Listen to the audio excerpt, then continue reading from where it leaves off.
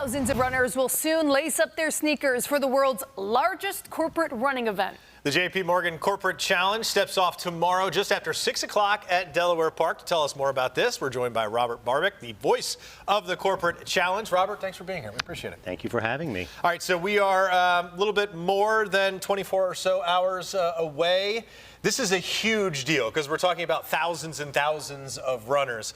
A little bit bigger than your normal Saturday morning 5K. So tell us, how are preparations going and what should people expect tomorrow evening? Absolutely. Well, race start time is 6:25 p.m. sharp, so we want to make sure that people arrive at the appropriate time to get warmed up and be ready to run their 3.5 miles. Right now, there are loads of tents already being built or have been built over at Delaware Park. So we're excited. We're excited for tomorrow evening.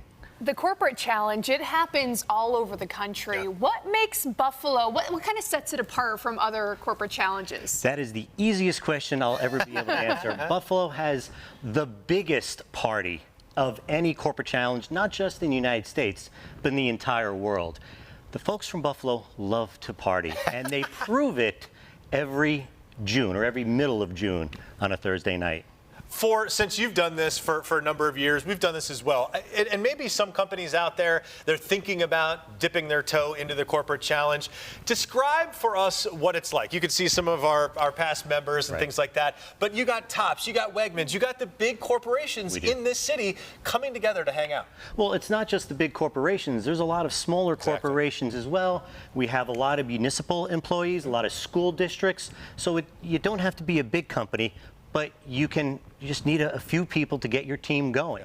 And you start early, you train, but again, it's about the camaraderie and the teamwork and fitness. And you'll hear me say it again, it's about getting together for the party. For a lot of people, it's their summer kickoff. Yeah. I was going to ask you about that camaraderie. I mean, what is that feeling among coworkers, you know, getting together and then partying at the end? What does it do for employees? The morale is just, it's fantastic. Just even on the start stage, as we get the different waves of people coming through the start line, they're waving. The mayor has been there virtually every year that I've been doing this. And that's going back 20 years, and he's shaking hands, waving, and people are smiling and having a good time. So the party started even before they got to the start line. By the way, beers always taste better after 3.5 miles. Yes, as well. They do, and sometimes they might taste good hours later, or during. Right. All right, let's talk about the logistics. Do you need any volunteers, and can people still sign up if they want to run? Great questions. We are excellent with volunteers right now, and we obviously couldn't do this race without the volunteers. No, you cannot register for the race. Registration is closed, but something to point out is shuttle bus service. We do encourage people to use the shuttle buses from Buffalo State.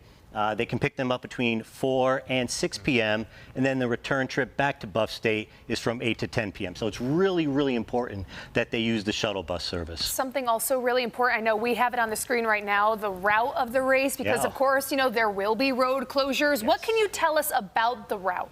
The route is nice and flat. There's just a slight uphill, We use a lot of Delaware Avenue, as you can see from the course, with the turnaround right around Gates Circle. So Delaware Avenue will be closed from about Amherst all the way down. Just be mindful of the area. So it's going to be rolling street closures. And I believe the city had tweeted out on social media today that those street closures are going to be during the day, of course, before the race, but they believe they're going to reopen those streets by around 8:30 tomorrow. So that should be good, and all the runners should be finished after that. Robert, thank you so much for being here. We appreciate it. Thank you for having me. Best of luck tomorrow. It's a great race, man. Thank you. Great race. Take care. Thank you.